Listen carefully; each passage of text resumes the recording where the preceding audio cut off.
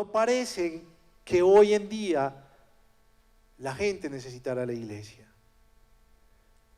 Vaya usted a hacer los papeles para un matrimonio, vaya usted a cambiar el nombre, un error en una partida, sin entrar en detalles de muchas otras cosas.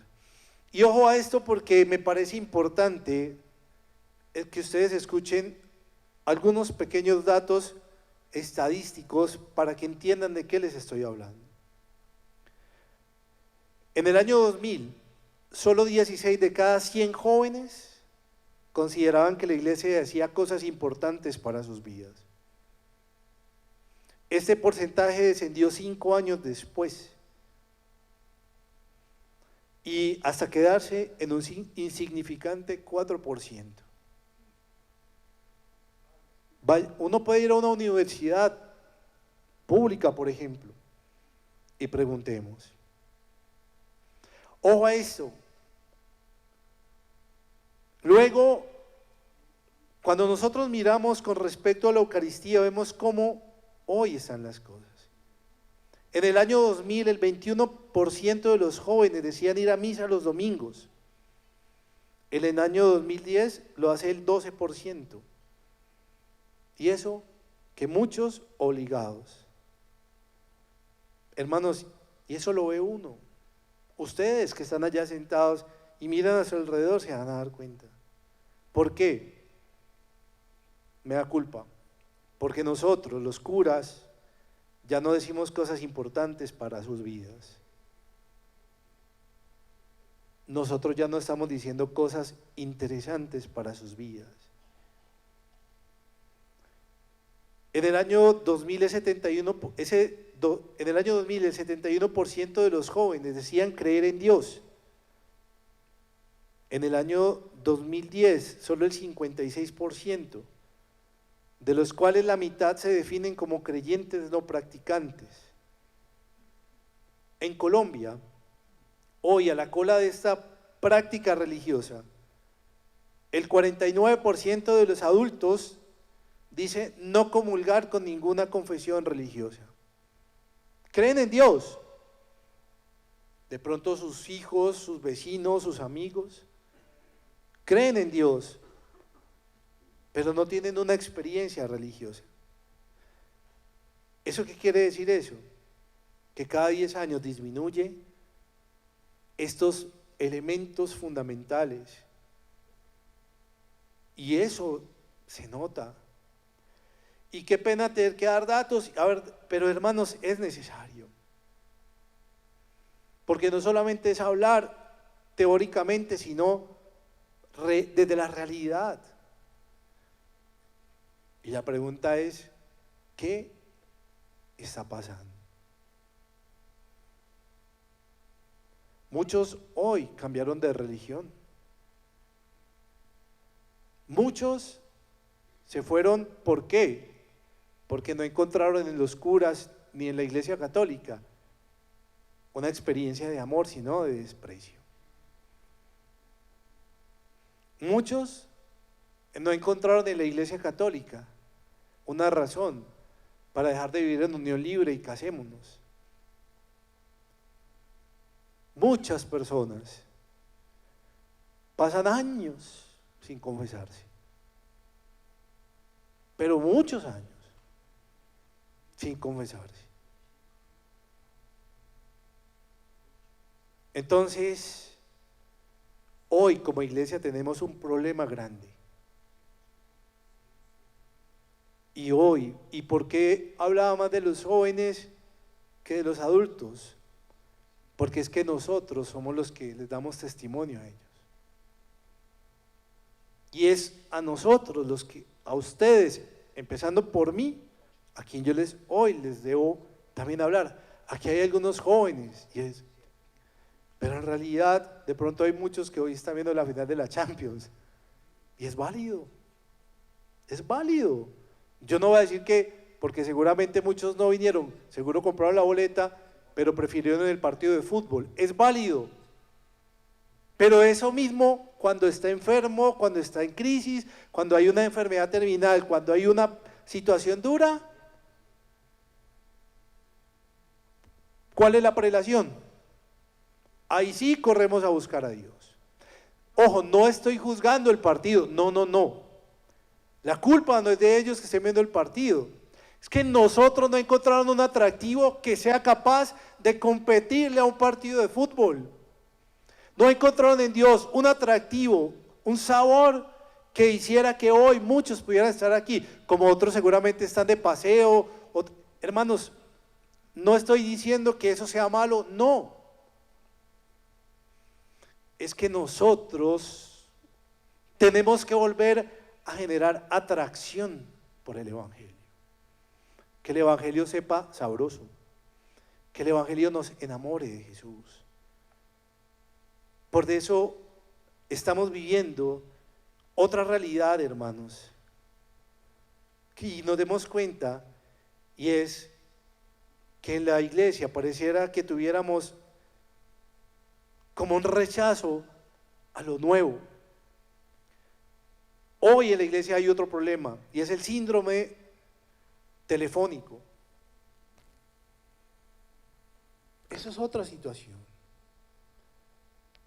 Entonces, a toda costa se quejan, nos quejamos de que la gente no va al templo. Nosotros seguimos pregonando como si siguiéramos en la época de los 50, que es obligatorio ir a misa los domingos y que es pecado no hacerlo. Hermanos, es que yo no, o sea, no puede ser de esa manera, que yo quiera vivir a Dios. ¿Cómo? Poniéndome primero la condición para luego experimentarlo. No lo voy a experimentar, es imposible. ¿Por qué es imposible? Porque voy bajo chantaje. No. Pero vaya que le diga, vea, vamos a ir a un restaurante a comer pizza, a comer perro de la 30 por allá. No, usted mismo no necesita, usted va, se levanta y se va. Hay algo atractivo, que le sabe rico, que le gusta. Y eso es lo que tenemos que recuperar. Que a ustedes, que a las familias, que a los jóvenes, hombres, mujeres, niños, les guste no la Eucaristía, sino el encuentro con Dios. La experiencia de Dios, experimentar a Dios.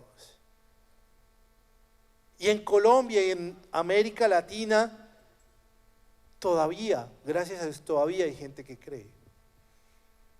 Los que han ido a Europa se dan cuenta que las iglesias se volvieron museos. Las misas son vacías. Otras discotecas, restaurantes, hermanos. Gracias a Dios todavía tenemos. Pero ojo, porque eso se los tengo que decir. La iglesia está en crisis. La iglesia está en crisis. Y por desgracia, no tenemos como patentar esto que les acabo de decir, pero que está en crisis. ¿Sí? Hermanos, ya lo hemos dicho. Vivimos tiempos de cambios, de profundas y veloces transformaciones sociales. Eso ha generado miedo, inseguridad, desconcierto en muchos de los que formamos la iglesia. Pero hoy la constatación más evidente de esto que les estoy diciendo es que nos preguntemos cómo está nuestra capacidad de reacción como persona, como fe, como institución que es la iglesia. Hoy hay muchas ofertas, muchas ofertas. Pareciera como una estación de servicio religioso. Aquí hacen misa de sanación, allá hacen el rosario, allá hacen esto, en la iglesia del padre tal ungen, en la iglesia del otro padre ponen manos. Entonces yo miro el catálogo, ¿qué necesito hoy? Que me unja, me voy para allá.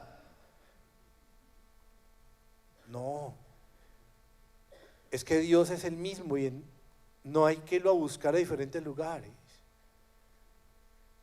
Entonces aparecen unos superletreros.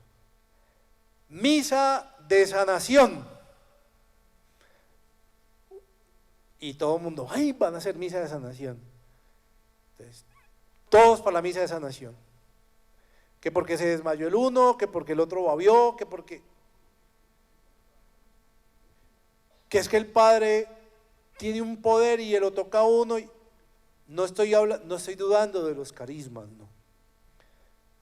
Pero que allá en la casa de tal señora hacen un rosario hermoso y allá uno siente que la Virgen pasa porque la casa huele a rosas. Yo lo decía alguna vez en una homilía, minimizamos a la pobre Virgen de Guadalupe con una rosa y un vientico, y la ventea y lo despeluca uno, a los que tienen pelo, y el milagro, y aparece una rosa hermosa, pero la Virgen de Guadalupe es para que la niña no aborte, para que vuelva con el novio. No, esas no son las realidades de hoy. No podemos minimizar a eso.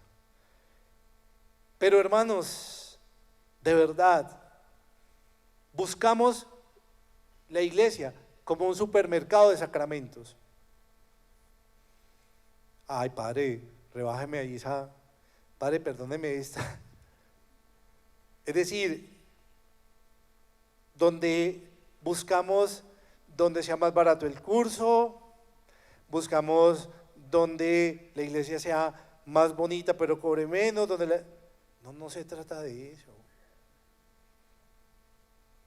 Gracias a nosotros los carmelitas, y eso yo lo aprendí de la formación, miren, no hay cosa más horrible, se los digo, lo que a veces pasa el Viernes Santo y en Navidad. Entonces se para un ministro, el padre, con la cruz y la ministra o el ministro con el trapito. Usted besa la cruz y al lado le ponen la ponchera. Hermanos, y uno dice, con un beso traicionas al hijo del hombre. ¿Me estás cobrando el beso o qué? O sea, no puede ser así. No puede ser así. Y luego nos dicen afuera, es que ustedes adoran imágenes. Pareciera verdad. Porque, ¿qué sentido tiene ese beso en la cruz o el beso al niño Dios que luego pusieron en la cuna? Hermanos, yo me atrevo a decir que podemos hacer de esta crisis un proceso de transición. No la llamemos crisis, llamémosla transición. Pero sea como sea, lo que hoy nos importa, hermanos, es cómo ante esta realidad que hoy vivimos y que nos toca vivir, también aparezcan oportunidades y aparezcan nuevas formas de experimentar la fe. Pero es que, hermanos, cuando yo hablo de nuevas formas, es que no nos vamos a inventar un nuevo rito para experimentar una nueva fe, no. Es una nueva manera de acercarnos a Jesús. Yo creo que ustedes lo han visto y es muy particular. No toque la custodia. No, que usted toque la custodia, o sea, eso da excomunión. Usted no es digna, usted no es digno de tocar la custodia, o estoy mintiendo. Que usted no puede, si no es ministro o ministro consagrado, hacerle el favor al Padre de ir al sagrario, coger el cáliz y entregárselo. No, usted no es digna. Sus manos no. Se cayó esa hostia al piso. No, mejor dicho, todo el mundo, y hay que recogerla y hay que hacer todo un proceso. Hermanos, y si uno lee el Evangelio, a Jesús en medio de la multitud no lo tocó una mujer. Y Jesús dice, alguien me tocó. Y le dice, pues obvio, pues es que en este gentío, no, alguien me tocó. Y yo sentí que de mí salía una fuerza. Y esa mujer se sanó. Hermanos, ¿dónde se sentaba Jesús? Ustedes quizá me han escuchado en el pasto, en la barca, donde se multiplicaron los panes, en una montaña y pasaron juntos la noche. ¿Dónde dormía Jesús? En una barca, donde el Hijo del Hombre no tiene donde reclinar la cabeza. Eso no lo digo yo, eso lo dice el Evangelio. Pero claro, eso dice el Evangelio. Y los curas, la iglesia, ¿qué dice? ¿Qué decimos nosotros? Realidades contrarias al Evangelio. Pero vamos y podemos Y es lo que estamos haciendo en este momento, mirar atrás. Pero no para pensar, listo, esa es la razón, no sé. Pero sí podemos dar una nueva experiencia de lo que es Jesús, de lo que es la Eucaristía y lo que es la experiencia de Dios. Y eso no aparece por arte de magia. Por eso el Señor nos dice, ayúdate que yo te ayudaré. Digamos, hoy, en una postura restauracionista, hay que volver atrás y recuperar el terreno perdido. Es volver a la añoranza de Dios, a la devoción, a la piedad. No se trata que la iglesia hagamos una pastoral de mantenimiento, mantener un grupo vivo, no, sino que sean personas que busquen a Dios, lo encuentren y lo vivan. También tenemos que superar la postura derrotista. Son aquellos que ven todo malo, aquellos que están convencidos de que ya no hay nada que hacer. No, mija, ya no hay nada que hacer. No, mijo, ya no hay nada que hacer. No, sí hay. Es decir, es como la vertiente del amargado, el pesimista, el negativo, la negativa. ¿Qué es lo contrario a una experiencia de fe? La amargura. ¿Cuál es lo que es contrario a una experiencia de fe? El negativismo. O sea, yo no puedo ser creyente y ser negativo. Entonces, no entiendo, no, es como, explíqueme usted eso, que yo creo en Dios, pero no creo que eso que le estoy pidiendo a Dios va a ser, entonces no lo pida. Si usted ya se dio por vencido, entonces, ¿dónde está esa experiencia de Dios? No es compatible eso. Más allá de los gritos, el llanto, porque eso es otra cosa. No crea que porque usted llore más o grite más, Dios le escucha más. No. O porque se queje más, o porque me duele más. No es que me duele más a mí, no, a mí me duele más. Que hasta en eso a veces competimos. No, mija, tenía un dolor en la espalda. No, yo tenía un dolor en las piernas. No, es que a mí me está yendo mal. No, a mí me está yendo re mal. Pero hasta en eso estamos compitiendo. No, es que esta situación está muy difícil. Sí, es verdad. Es verdad, no, estamos en la peor época de la... O sea, esas muchas veces son nuestras conversaciones. O sea, es decir, competimos, a ver cuál le duele más, cuál es más pobre, cuál es más necesitado, cuál está más en crisis. Es decir, tenemos que vencer esa actitud derrotista. Hay una postura ingenua, sí, de aquellos que no se enteran de lo que pasa. Los que siguen como si nada, haciéndolo de siempre. Lo único que saben hacer. Que tiene dos vertientes, sí. Porque hay cegueras inocentes y cegueras culpables. Pero no hay peor ciego que el que no quiere ver. ¿A qué me refiero aquí? Padre, toda la vida, desde que yo soy chiquita o chiquito, siempre ha sido así. Por eso estamos como estamos. Padre, toda la vida, ve, a mí mi abuelita me enseñó a rezar el rosario todos los días. Sí, es válido, eso es bonito, es necesario. Pero, hermanos, hoy también es necesario recrear e innovar, darle un airecito nuevo a eso que nosotros hemos hecho tantas veces. Existe también, hermanos, que hoy no podemos entender un texto sin un pretexto, es decir, sin habernos enterado. Entonces, ¿a qué me refiero? Y un contexto. Vea, mijo, es que en la Biblia dice, en la carta a los romanos, que los tatuajes son una marca y se va a condenar y se va a ir al infierno. Es que en la Biblia dice, todos nos sabemos los mismos versículos de la Biblia para condenar a alguien. Hay por ahí 10. ¿Y dónde quedan los otros 3000 y pico de versículos que hablan del amor, de la reconciliación, de la salvación, de la misericordia? ¿Dónde?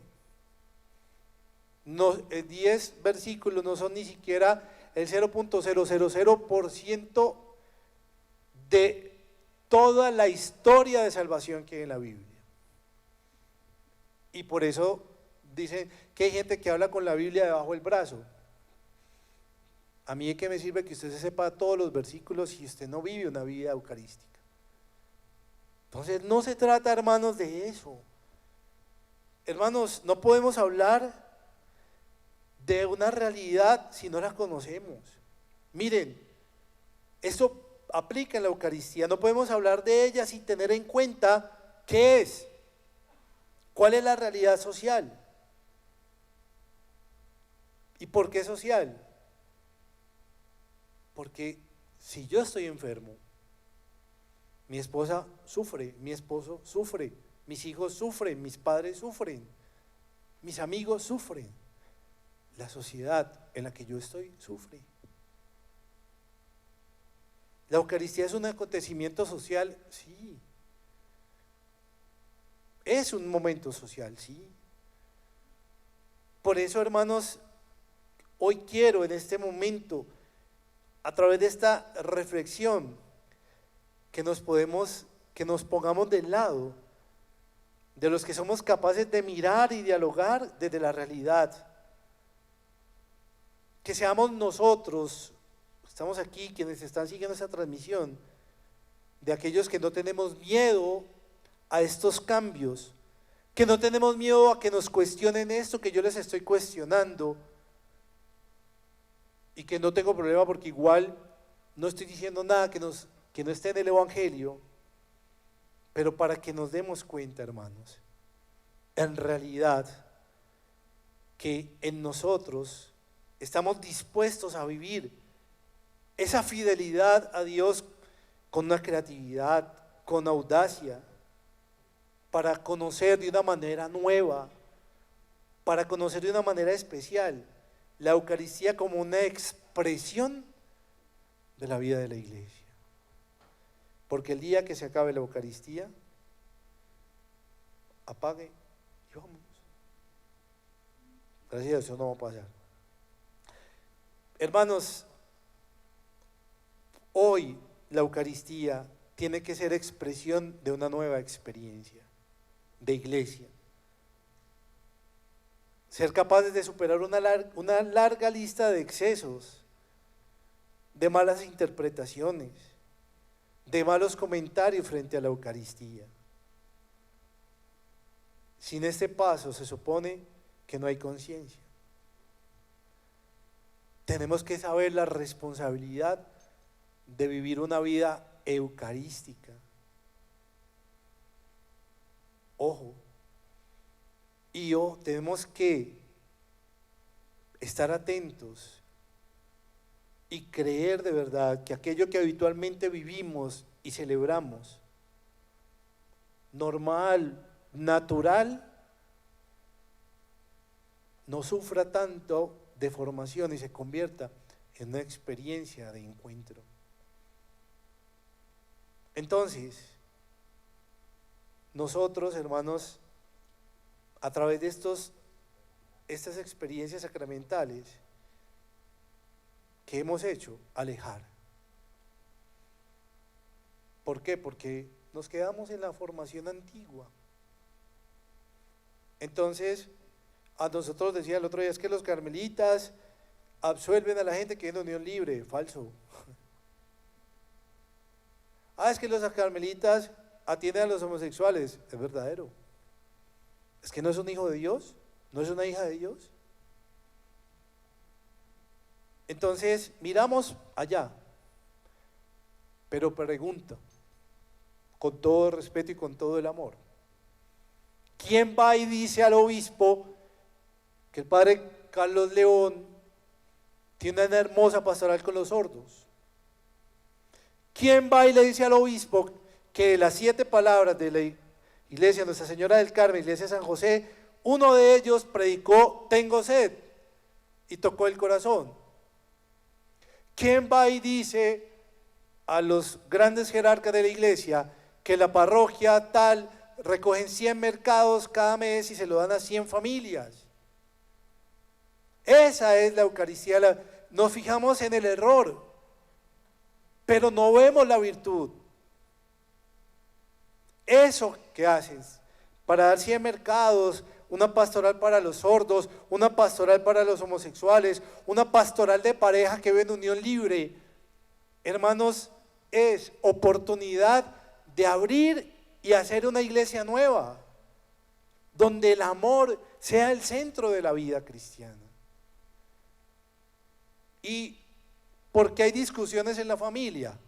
Porque es que los muchachos no van a misa, que porque el papá les enseñó. No, no se nos puede volver esto un conflicto, se nos tiene que volver en un desafío. Ahora, hermanos, podríamos nosotros preguntarnos si entendemos, vivimos y celebramos la Eucaristía. Podemos entender que nuestras celebraciones se alejaron de esa hermosa frase que decíamos al inicio: hagan esto en memoria mía. ¿De verdad, hermanos, hacemos lo mismo que Jesús? Pregunta, ¿qué tenemos que hacer para celebrar de verdad la cena del Señor? Ir el Jueves Santo. ¿Qué le sobra y qué le falta a nuestras celebraciones? ¿Qué principios y criterios deben regir nuestras Eucaristías para que Pablo no pueda decirnos, como a los cristianos de Corinto, vuestras reuniones causan más daño que provecho? ¿Cuántas veces salen ustedes de una Eucaristía destrozados por nosotros? Porque les hicimos daño.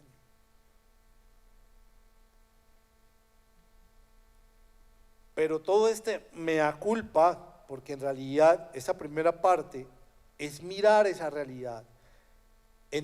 Dios tiene una nueva esperanza. Hermanos, y esa nueva esperanza está en nosotros. No solamente en una iglesia con una dinámica juvenil, no se trata de eso. Se trata de una experiencia renovada de Dios. Por eso dice el Evangelio: háganse como niños para poder entrar en el reino de Dios. Entonces, ¿cuál es la postura de Jesús ante el culto, por ejemplo? Jesús va al culto porque Jesús va a la sinagoga, porque Jesús toma la palabra, abre el rollo en el texto de Isaías y dice: el Espíritu del Señor está sobre mí porque me ha ungido. ¿Por qué hizo eso Jesús? Porque podía predicar. Hermanos, hoy volvamos a retomar dónde empezó la fe. ¿Y se acuerdan dónde empezó la fe? ¿En quién? En Abraham. ¿Qué le dice el Señor? Abraham es el padre de... ¿Por qué? Porque le creyó al Señor. Porque iba a sacrificar a su hijo.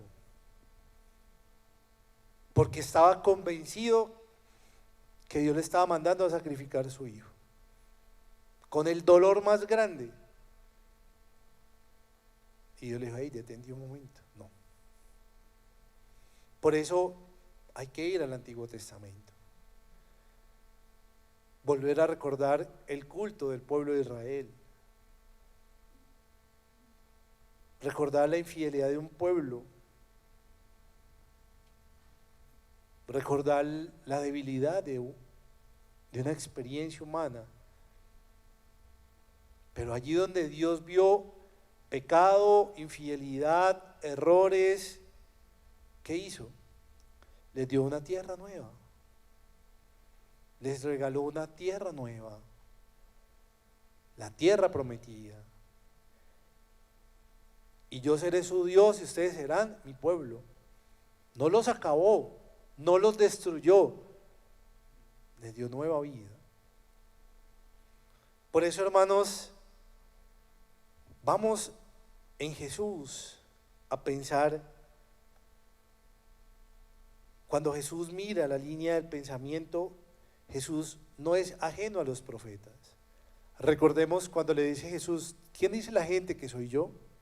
Unos que Elías, otros que Juan, otro que alguno de los profetas. Jesús iba en la misma línea. En labios de Jesús, la defensa de los derechos del débil y la vivencia del amor misericordioso se asocia a la crítica severa de la práctica del culto que existe en su tiempo. ¿No lo escuchábamos en el Evangelio de esta mañana? Se pavonean, escogen los mejores puestos. Jesús cuestiona esto. Jesús nos llama a una práctica que lleva a una fidelidad en la observancia de la ley. Sí, los ritos y las normas, sí, pero en contraste con el descuido y hasta el atropello de los derechos de los desamparados. Una ley que maltrate no puede ser ley, que oprima no puede ser ley. ¿Qué hace Jesús? Le pone amor a la ley, humaniza la ley. Es que la ley no es para los animales, la ley es para seres humanos que se han equivocado, que hay que corregir, que hay que enseñar. Por eso, hermanos, Jesús nos invita hoy a vivir esa ley con amor. Recordemos qué pasa en el buen samaritano, en la parábola, donde los sacerdotes y los levitas quedan mal parados. Todos pasaron. ¿Quién ayudó? El que menos se imaginaba. Ojo a esto, hermanos. Para Jesús es imposible amar a Dios y rendirle culto si nosotros nos desentendemos de nuestros hermanos más necesitados.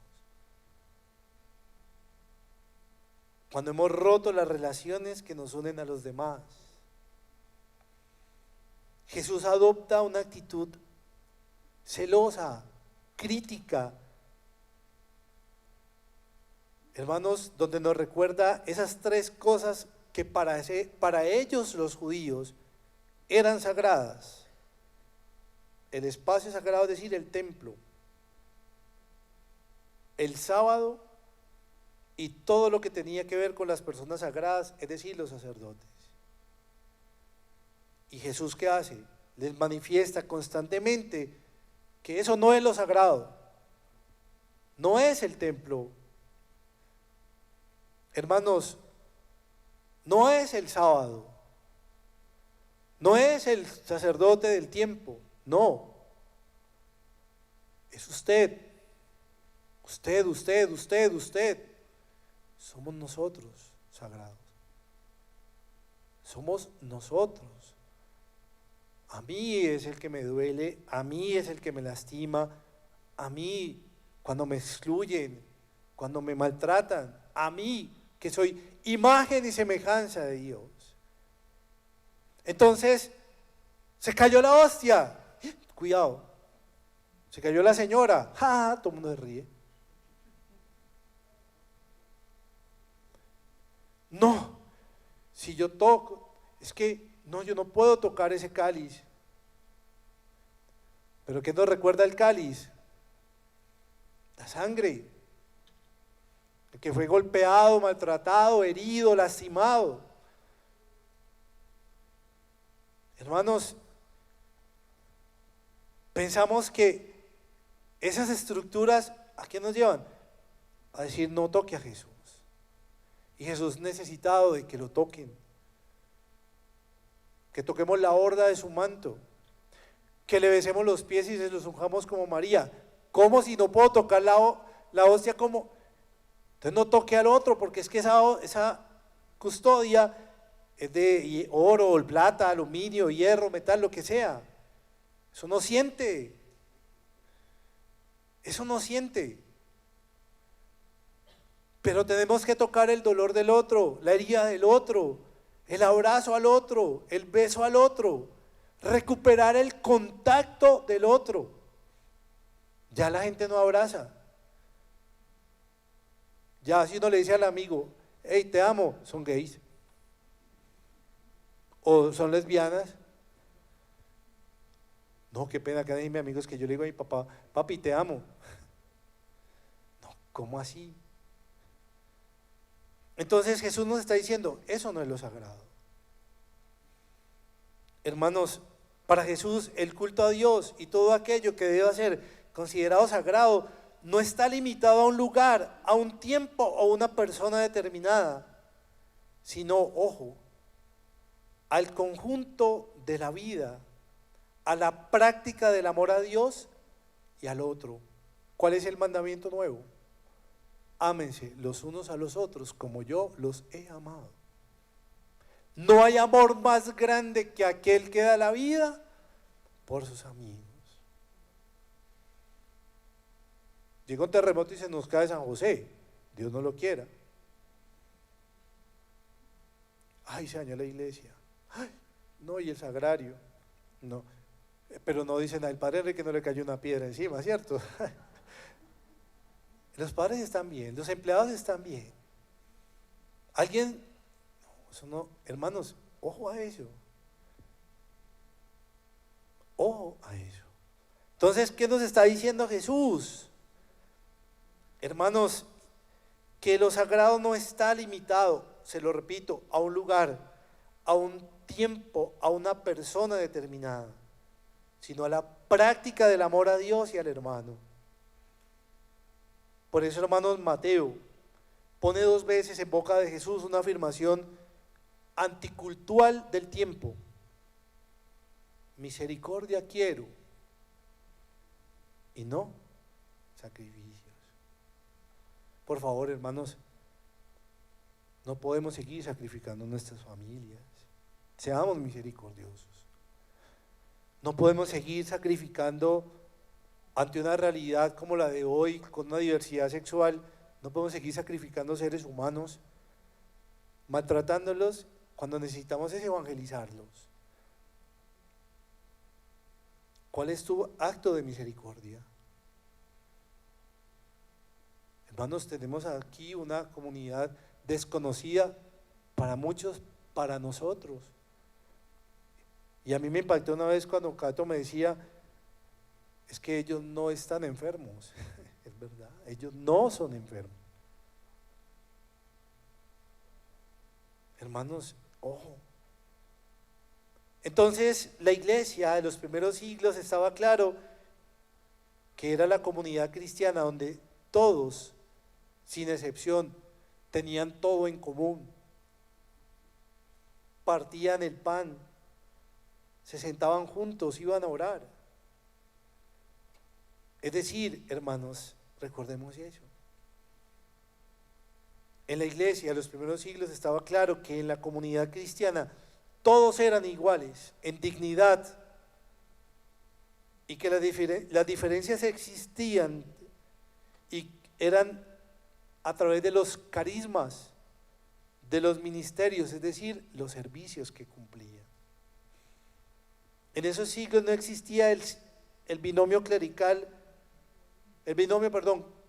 clérigo y laico, no, eso no existía. Existía una comunidad de hermanos reunida en torno a un único Señor. ¿Quién? Jesucristo. Yo creo que ya vamos entendiendo que es Eucaristía. Es una comunidad de hermanos igual. Una comunidad de hermanos igual. Con diversos carismas, sí. Con diversos servicios, sí. Con diversas profesiones, sí. Pero ojo, reunidos en torno a un único Señor. Eso es ir a misa, eso es ir a la Eucaristía, reunirnos en torno a un único Señor. ¿Quién? Jesucristo.